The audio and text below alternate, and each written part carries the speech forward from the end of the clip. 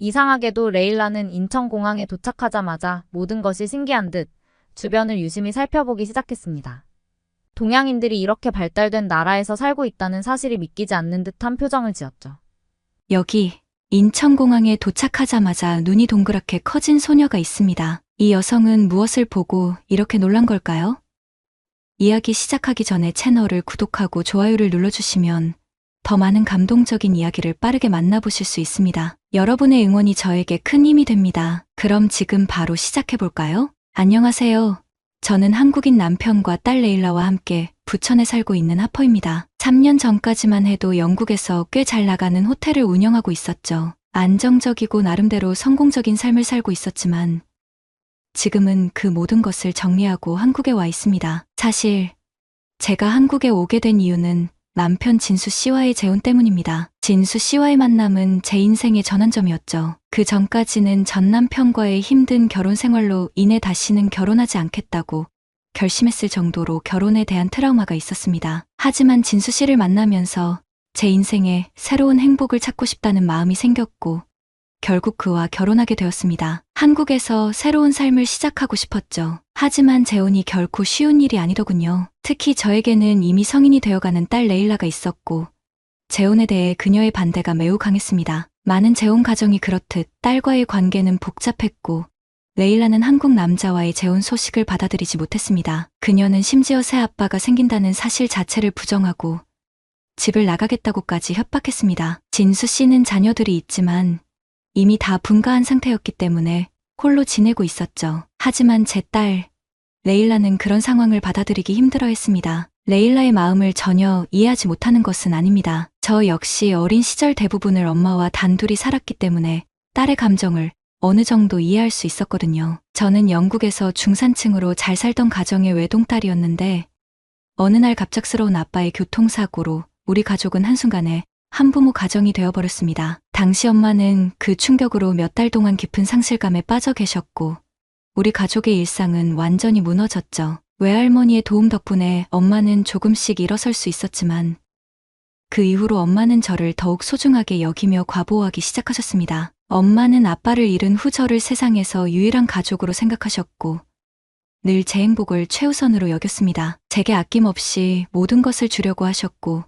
보통의 중산층 가정보다 훨씬 더 좋은 교육과 생활을 제공해 주셨죠. 엄마의 인생 목표는 오로지 제가 안정적인 결혼을 하고 행복하게 사는 것이었어요. 아빠를 잃은 후 엄마는 너도 나처럼 혼자 되면 안 된다는 말씀을 자주 하셨고 제가 언제나 좋은 가정을 꾸리길 바라셨습니다. 그런 엄마의 과보호는 때로 저를 숨 막히게 했습니다. 엄마는 제가 조금이라도 힘들어하거나 불만을 표현하면 이렇게 다 해주는데 뭐가 불만이냐고 하시면서 그 모든 것을 당연하게 여기셨죠. 엄마의 기대와 사랑이 너무 크다 보니 저는 제 의지보다는 엄마의 기대에 맞춰 사는 것이 더 편하다고 생각했던 적도 많았습니다. 제가 20대가 되었을 때 엄마는 저를 오래전부터 알고 지내던 부유한 상류층 가정의 자식들과 만나게 하려고 했습니다. 저는 사실 공부도 더 하고 싶었고 제 삶을 더 주체적으로 살아보고 싶었지만 엄마는 어릴 때 결혼하는 것도 행복한 방법이라며 비슷한 생활 수준의 사람과 만나야 나중에 문제가 없다고 계속해서 저를 설득하셨죠. 우리 가정은 나름 재산도 많았고 엄마는 경제적으로도 안정적이었기 때문에 저는 일할 필요도 없었고 매달 충분한 금액이 들어왔습니다. 하지만 저는 그 재산이 얼마나 되는지 정확히 알지 못했고 굳이 알고 싶지도 않았습니다. 어쩌면 엄마가 이끄는 대로 사는 것이 가장 쉬운 길이라고 생각했을지도 모르죠. 그래서 엄마가 주도하는 만남과 교제에 순응했고 그녀가 말하는 비슷한 생활 수준의 남자와의 결혼이 무엇을 의미하는지 깊게 고민하지 않았습니다. 그냥 엄마가 원하는 대로 따라가면 되겠다고 생각했죠. 저는 항상 어머니가 바라시는 대로만 살았어요. 어머니는 제가 결혼을 통해 안정된 삶을 살기를 원하셨고 그래서 수많은 소개팅 자리를 마련해 주셨죠. 처음엔 괜찮았지만 수십 번의 만남이 이어지면서 점점 지쳐갔습니다. 소개받은 사람들 중에는 꽤 괜찮은 사람들도 있었지만 제 마음이 움직이지 않았어요. 때로는 저희 재산을 궁금해하는 사람들도 있었고 그런 경험들은 저를 더욱 지치게 만들었습니다. 아버지 없이 자란 불안감과 결핍된 감정들이 저희 마음속에 자리 잡고 있었던 것 같습니다. 어느 날 학교에서 집으로 돌아오는 길에 길거리에서 버스킹 공연을 보게 되었어요. 그곳에서는 자주 공연이 열렸지만 저는 주로 차로 이동했기 때문에 공연을 볼 기회가 거의 없었죠. 그런데 그날은 기타 소리가 너무 잔잔하게 들려서 차를 멈추고 공연을 보러 갔습니다. 3명의 남자가 전자피아노, 기타, 그리고 미니 드럼을 연주하며 공연을 하고 있었어요. 사람들의 반응에 신경 쓰지 않고 자신들만의 세계에 빠져 연주하는 그들의 모습은 저에게 너무나도 자유로워 보였습니다. 항상 상류층의 틀 안에서 살아왔던 저에게 그들의 모습은 굉장히 매력적이었죠. 특히 기타를 치던 남자는 긴 단발머리에 짙은 눈썹, 그리고 아름다운 미소를 가진 마치 이탈리아 남자 같은 외모였어요. 저는 그 남자에게 눈을 뗄 수 없었고 그 이후로 매일 그들의 공연을 보러 갔습니다. 비가 오는 날에는 공연을 볼 수 없어서 아쉬워할 정도로 저는 그 공연을 기다리는 시간이 점점 커져갔죠. 어느 날 기타를 치던 잘생긴 남자가 저에게 말을 걸어왔어요. 그는 자신을 찰리라고 소개하며 공연을 보러 와줘서 고맙다고 말했습니다. 그날 이후로 찰리와 저는 점점 가까워졌고 공연이 끝난 후 함께 카페에서 대화를 나누는 사이로 발전했습니다. 찰리와의 만남은 단순한 호감에서 시작됐지만 그 감정은 빠르게 사랑으로 깊어졌습니다. 결국 찰리와의 관계는 결혼으로 이어졌고 그것도 아주 빠르게 말이죠. 하지만 저희 결혼에는 큰 장애물이 있었습니다. 바로 어머니의 강한 반대였어요. 어머니는 길거리에서 노래 부르는 사람과 결혼하는 것을 결코 허락하지 않으셨고 제가 찰리와 결혼하면 재정적인 지원을 끊겠다며 강하게 말씀하셨습니다. 심지어 부모 자식 관계까지 끊겠다는 말도 하셨죠. 하지만 저는 찰리를 포기할 수 없었습니다. 그래서 결국 엄마의 반대를 무릅쓰고 집을 나왔습니다. 짐을 싸서 찰리의 집으로 갔고 우리는 함께 살기 시작했죠. 그때 저는 돈을 벌어본 적이 없었기 때문에 경제적으로 찰리에게 의지할 수밖에 없었습니다. 찰리도 아빠가 될 준비를 하며 공연을 그만두고 정규직 일을 구했어요. 그는 주급으로 급여를 받았지만 그 돈으로 생활하는 것은 생각보다 쉽지 않았습니다. 저는 그때까지 부유한 생활을 했기에 매주 주어진 적은 돈으로 생활을 유지하는 것이 굉장히 당황스러웠습니다. 처음에는 엄마의 재정적인 지원 없이도 어떻게든 될 거라고 생각했지만 금세 현실의 벽에 부딪히고 말았습니다. 시간이 지나면서 저는 찰리와의 결혼 생활이 예상보다 힘들다는 것을 느끼게 됐습니다. 찰리가 열심히 일하며 돈을 벌어왔지만 그 돈은 늘 빠르게 소진되었고 생활비는 부족하기 일쑤였죠. 저는 딸 레일라를 돌봐야 했기 때문에 밖에 나가서 일을 할 수도 없었습니다. 매일 경제적인 걱정 속에서 살아가야 했고 엄마의 부재가 크게 느껴졌습니다. 그렇게 결혼 생활이 시작되었지만 제 삶은 더 이상 여유롭지 않았습니다. 찰리와 함께하는 생활은 사랑으로 가득 찼지만 현실적인 문제들은 저희를 힘들게 했습니다. 찰리도 처음에는 자유로운 영혼으로 살다가 결혼 후 현실적인 생활비를 벌어야 하는 상황에 부딪혔습니다. 하루에 2-3개의 아르바이트를 하고 주말에도 일을 해야 했죠. 그는 점점 지쳐갔고 그 지침은 고스란히 짜증으로 변해 저에게 돌아왔습니다. 매일 반복되는 일상과 끊임없는 경제적 압박은 그를 더욱 예민하게 만들었고 저는 그런 찰리의 짜증을 받아주며 견뎌야만 했습니다. 레일라를 잘 키워야 했기 때문에 그 어떤 갈등도 피하고 매번 조용히 참았죠. 하지만 어느 날부터 찰리의 수입이 점점 줄어들기 시작하더니 기타를 들고 공연을 나가겠다며 집을 일찍 나가는 일이 잦아졌습니다. 그렇게 그는 점차 일은 뒷전으로 미루고 공연에만 빠져들기 시작했어요. 마치 우리가 처음 만났을 때처럼 다시 자유로운 영혼으로 돌아가려는 모습이었죠. 저는 점점 참을 수 없는 분노를 느꼈습니다. 찰리가 공연하는 곳에 레일라를 안고 찾아가 여러 번 싸워보기도 하고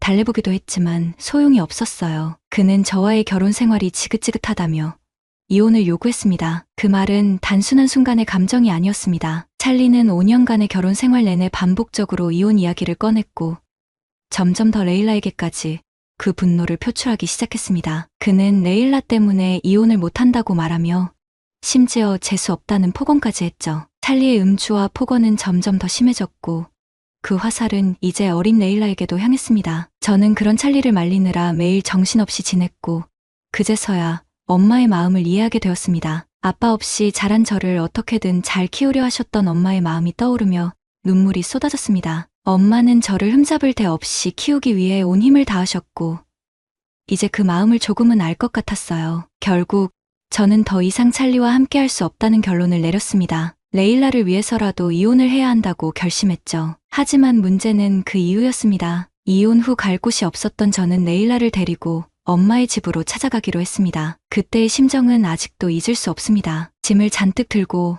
엄마 집 앞에 섰을 때 저는 마음이 너무 무거워서 얼굴을 들 수가 없었어요. 엄마가 뺨을 때리시고 험한 말을 하실 것을 각오하며 일자리 구할 때까지만 도와달라고 간절히 부탁할 생각이었죠. 드디어 문이 열리고 엄마가 대문 앞에 서 계셨습니다. 저는 너무 부끄러워 고개를 들지 못했습니다. 엄마는 마당에서 한참 동안 저와 레일라를 바라보시더니 결국 결심한 듯 대문을 열어주셨습니다. 엄마는 눈도 마주치지 않는 저를 보며 밥은 먹었냐라고 물으시며 집으로 들어오라고 하셨어요. 그 순간 저는 그만 땅에 주저앉아 버렸습니다. 그렇게 많이 울어본 적은 없었습니다. 그날의 기억은 아직도 저에게 생생하게 남아 있습니다. 그 후 저는 엄마가 운영하시던 호텔로 나가서 열심히 일을 도왔습니다. 경제적으로는 크게 문제가 없었지만 엄마의 건강이 많이 나빠졌고 레일라를 돌봐야 했기 때문에 제가 나서야 했습니다. 레일라는 자주 혼자 지내야 했고 부모의 손길 대신 타인의 손길에 맡겨지면서 점점 예민하고 방어적인 성격을 갖게 되었습니다. 저는 그런 레일라가 안쓰러웠지만 어떻게든 경제적으로 안정되기 위해 하루도 쉬지 않고 호텔을 운영했습니다. 레일라가 20대가 될 때까지 저는 호텔 사업을 꾸준히 키워나갔고 어느 순간 사업이 안정되었을 때쯤 레일라는 자주 밖으로 나돌며 사고를 치기 시작했습니다. 저는 그때마다 레일라의 뒷수습을 하느라 정신없이 지냈습니다. 그러던 어느 날 호텔 직원 중 한 명이 급한 사정으로 출근하지 못하게 되어 제가 직접 오전 카운터를 보게 되었습니다. 숙박 예약을 확인하며 일하고 있는데 건장하고 까무잡잡한 남자가 성큼성큼 호텔로 들어왔어요. 그는 저를 보며 3주 정도 머물 예정이라며 아침 햇살이 잘 드는 동쪽의 조용한 방을 원한다고 말했습니다. 그 남자의 모습은 강렬했고 그와의 만남은 앞으로 제 인생에 또 다른 변화를 예고하고 있었지만 그 순간 저는 전혀 알지 못했습니다. 저는 방키를 내주며 자연스럽게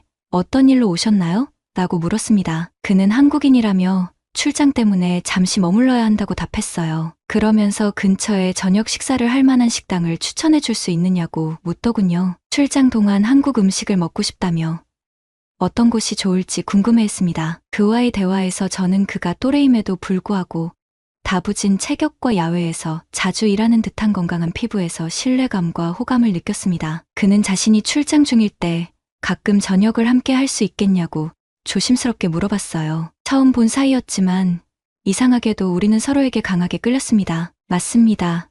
그 남자가 바로 지금의 제 남편 진수 씨입니다. 그날 이후 우리는 자연스럽게 더 가까워졌고 다음날 저녁 호텔 근처의 한 한국 식당에서 저녁을 함께 했습니다. 저희는 소주 한 잔을 나누며 대화를 시작했어요. 그와 이야기를 나누다 보니 진수 씨도 저와 비슷한 아픔을 가진 사람이었습니다. 그는 이전 결혼에서 큰 상처를 받았고 그 상처를 어떻게든 이겨내려고 노력하는 모습이 저와 닮아 있었습니다. 진수 씨는 제가 딸이 있다는 사실을 알게 되자 혼자서 얼마나 힘들었겠느냐며 위로해 주었습니다. 그 따뜻한 말에 저는 큰 위로를 받았고 그와 더욱 가까워지게 되었죠. 우리는 그 후로 매일 저녁을 함께 보내며 서로에 대해 더 많이 알게 되었습니다. 진수 씨는 한국에서 항공기 정비사로 일하고 있었고 이번 출장은 비행기의 부품 점검을 위해 급히 오게 된 것이라고 말했습니다. 그는 여기 있는 동안 많은 이야기를 나누고 싶다며 저에게 긍정적인 신호를 주었어요. 한 달이 채 되지 않는 시간이었지만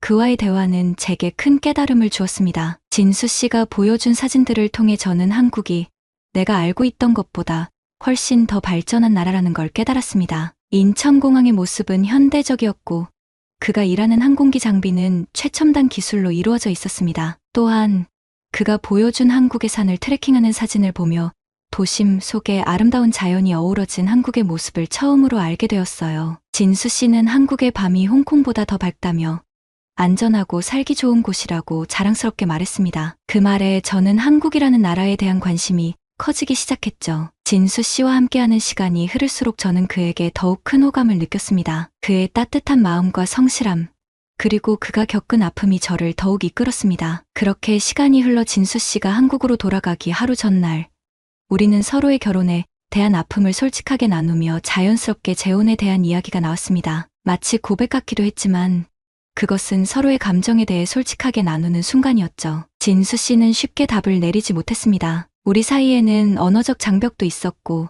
서로 다른 나라 사람이라는 현실적인 문제도 있었으니까요. 재혼을 하게 된다면 어디에서 살 것인지, 어떤 방식으로 서로의 삶을 조화시킬지 고민해야 할 문제들이 많았습니다. 무엇보다도 저에게는 딸 레일라가 있었기 때문에 더욱 조심스러울 수밖에 없었어요. 떠나기 전날 진수 씨는 저에게 곧 다시 연락할게요. 조금만 기다려주세요. 제가 영국으로 다시 올 테니 그때까지 우리 관계에 대해 더 생각해보자라고 말했습니다. 그리고 무엇보다도 레일라에게 먼저 이 이야기를 꺼내는 게 좋지 않겠느냐고 걱정해 주었습니다. 그가 그렇게 영국을 떠난 후 저는 레일라에게 진수 씨와의 관계에 대해 이야기하기로 마음먹었습니다. 진수 씨와 재혼까지 생각하고 있다는 이야기를 했을 때 레일라는 예상했던 것보다 훨씬 격하게 반응했습니다. 새 아빠가 생길 수 있다는 사실에 크게 분노했죠. 저는 레일라가 찰리에게서 받은 상처가 여전히 그토록 깊은 줄 몰랐습니다. 레일라는 찰리와의 결혼 생활에서 겪은 아픔을 아직도 마음 깊이 간직하고 있었던 거죠. 그녀는 찰리와의 경험이 너무나도 쓰라렸고 그 상처가 그대로 남아 있었기 때문에 새로운 가족을 받아들이기 힘들어했습니다. 그날 저는 레일라가 얼마나 이 관계를 힘들게 받아들이고 있는지 깨달았습니다. 레일라는 저에게 자신에게 아빠라는 존재는 불행의 상징일 뿐이라며 결혼 후 또다시 찰리와 같은 고통스러운 생활이 반복될 것이라고 걱정했습니다. 왜 굳이 재혼을 하려고 하냐며 이미 한번 겪어보지 않았냐고 말했죠. 게다가 왜 수많은 나라 중에서 하필 아시아 사람이어야 하냐며 불만을 털어놓았습니다. 아무리 한류가 유행한다고 해도 한국은 여전히 전쟁 중인 나라 아니냐는 말도 덧붙였죠. 딸이 이런 생각을 가지고 있다는 사실에 마음이 아팠지만 저는 레일라의 한국에 대한 선입견을 꼭 없애주고 싶었습니다. 진수 씨가 보여준 휴대폰 속의 아름다운 한국의 모습을 레일라에게도 보여주고 싶었죠. 저는 레일라를 설득하며 진수 씨가 정말 좋은 사람이라고 설명했지만 찰리로 인해 상처받은 기억 때문인지 레일라는 저희 재혼을 강하게 반대했습니다. 심지어 제가 결혼을 강행한다면 자신은 따로 살겠다는 말까지 했습니다. 그날 밤 기다리고 있던 진수 씨에게 전화가 왔습니다. 그는 제가 재혼을 제안했을 때 바로 대답하지 못해 미안하다고 했어요. 우리 둘보다 레일라의 반대가 더 큰 걸 아니까 시간을 두고 신중하게 생각해봤다고 하더군요. 그리고는 앞으로 함께 노력하며 즐겁게 살아보자고 제안했습니다. 하지만 저는 그 순간 참아왔던 울음을 터뜨렸습니다. 레일라가 재혼을 너무 싫어해서 정말 힘들다며 진수 씨에게 털어놓았죠. 진수 씨는 제 이야기를 듣고 잠시 고민하더니 우리 둘이 함께 한국으로 여행을 오라고 제안했습니다. 레일라가 직접 한국을 보고 그가 일하는 곳도 둘러보며 천천히 마음의 준비를 할 시간을 주자는 것이었죠. 그의 제안을 듣고 며칠 후 저는 레일라에게 재혼 이야기는 빼고 한국으로 여행을 가자고 설득했습니다. 한국에 가서 공연도 보고 진수 씨도 한번 만나보자며 권유했어요. 그리고 만약 내가 싫다면 재혼은 하지 않겠다고 약속했습니다. 3주 뒤 진수 씨와 약속한 날짜에 맞춰 저는 레일라와 함께 인생 처음으로 한국에 도착했습니다. 이상하게도 레일라는 인천공항에 도착하자마자 모든 것이 신기한 듯 주변을 유심히 살펴보기 시작했습니다. 동양인들이 이렇게 발달된 나라에서 살고 있다는 사실이 믿기지 않는 듯한 표정을 지었죠. 진수 씨는 출장 일정으로 바빴기 때문에 우리 여행의 첫 일정은 레일라에게 한국의 케이팝을 직접 체험하게 해주기 위해 서울의 한 콘서트장을 방문하는 것이었습니다. 티켓은 이미 진수 씨가 준비해 두었고 레일라는 처음엔 살짝 당황한 듯했지만 공연이 시작되자 완전히 몰입해 신나게 즐기기 시작했습니다. 공연을 보며 레일라는 오지 않았으면 후회할 뻔했다고 할 정도로 케이팝에 깊은 흥미를 느꼈습니다. 특히 레일라는 콘서트장에서 그 누구도 물건을 잃어버릴 걱정을 하지 않는 것과 질서정연하게 공연을 즐기는 한국의 젊은이들을 보고 감탄했습니다. 여긴 왜 미녀만 이렇게 많아? 라며 놀라워했고 수많은 사람들이 모여있음에도 바닥에 쓰레기 하나 보이지 않는 깨끗한 공연장에 대해서도 극찬했어요. 한국 사람들의 선진 시민 의식을 보며 그동안 가지고 있던 선입견이 서서히 무너지는 것을 느낄 수 있었습니다. 콘서트를 즐긴 다음 날 저는 레일라와 함께 진수 씨가 근무하는 인천공항을 방문했습니다. 공항 직원의 안내를 받아 진수 씨가 있는 비행기 정비소로 갈 수 있었습니다. 거기서 저는 수리공 복장을 입고 도구를 들며 비행기 엔진을 정비하고 있는 진수 씨를 보게 되었습니다. 레일라는 저 멀리에서 일하고 있는 정비공이 진수 씨냐며 저에게 묻더니 한참 동안 그를 바라봤습니다. 진수 씨는 엔진 수리를 마치고 사다리를 타고 비행기의 외벽으로 올라가 나사를 조이는 작업을 이어갔습니다. 레일라는 그 모습을 가만히 지켜보며 비행기 정비공이 얼마나 고된 일을 하는지, 그리고 이런 사람들 덕분에 우리가 안전하게 비행기를 탈 수 있다는 사실을 깨닫는 듯 했습니다. 그는 다른 사람들을 위해 헌신하는 진수 씨의 모습에서 차츰 마음의 문을 열기 시작했어요. 진수 씨는 일하다가 우리를 발견하고 급히 사다리를 내려와 레일라에게 만나서 반갑다며 먼저 인사를 건넸습니다. 그런 다음 저를 따뜻하게 안아주었죠. 진수 씨는 레일라에게 보기에는 별거 아닌 일처럼 보일 수 있지만 이 일은 정말 중요한 일이고 한국에서 비행기 정비사는 연봉도 꽤 높은 직업이니 걱정할 필요 없다고 미소를 지으며 말했습니다. 그 순간 레일라는 진수 씨가 단순한 정비공이 아니라 중요한 책임을 맡고 있는 사람이라는 걸 깨닫고 그에 대한 생각이 조금씩 바뀌기 시작했죠. 그 후 우리는 진수 씨가 사는 아파트로 향했습니다. 그곳에서 아파트 내 피트니스 센터를 방문하고 탁구장도 갔어요. 유행하는 코인 노래방에도 들르며 즐거운 시간을 보냈습니다. 이렇게 소소한 일상 속에서 우리는 점점 더 가까워졌고 서로를 이해하고 받아들이는 시간이 이어졌습니다. 그렇게 우리는 천천히 가족이 되어갔습니다. 이렇게 만난 진수 씨와 저는 오랫동안 행복하게 함께 살고 싶습니다. 물론 레일라도 함께 말이죠. 아직 전 남편 찰리로부터 받은 상처가 완전히 치유되지는 않았지만 진수 씨와 함께라면 제 남은 인생을 온전히 이 사람에게 맡겨도 될 것 같다는 확신이 들었습니다. 진수 씨는 따뜻하고 책임감 있는 사람이며 그의 헌신적인 모습은 저와 레일라 모두에게 큰 안도감을 주었습니다. 앞으로 저희 가족에게는 행복한 일만 가득했으면 좋겠습니다. 물론 이 글을 읽는 여러분의 삶에도 늘 행복과 평안이 함께하길 바랍니다. 오늘의 이야기는 하퍼 씨는 영국에서 호텔을 운영하며 성공적인 삶을 살고 있었지만 한국인 남편 진수 씨와 재혼하면서 모든 걸 정리하고 한국으로 이주하게 됩니다. 재혼은 쉽지 않았어요. 특히 딸 레일라의 강한 반대가 있었죠. 하지만 하퍼 씨는 진수 씨와 함께 새로운 행복을 찾아 한국에서 다시 시작하기로 결심했습니다. 시간이 지나면서 진수 씨와의 관계는 깊어졌고 레일라 역시 차츰 마음을 열게 되면서 세 사람은 가족으로서 새로운 삶을 만들어가고 있습니다. 이 이야기는 우리에게 삶에서의 새로운 시작과 변화가 때론 두렵지만 사랑과 이해로 극복할 수 있다는 걸 보여줍니다. 여러분도 혹시 새로운 도전을 앞두고 계시다면 하퍼 씨처럼 용기 내어보세요. 오늘 이야기는 여기까지입니다. 항상 여러분 곁에서 따뜻한 위로를 전하는 시간이 되길 바랍니다. 다음 시간에 또 좋은 이야기로 찾아뵙겠습니다. 오늘 이야기를 마치겠습니다. 여러분의 구독과 좋아요로 우리의 소중한 이야기가 더 많은 이들에게 전달될 수 있도록 노력하겠습니다. 다음에도 함께해 주시기를 기대합니다. 즐거운 하루 보내세요.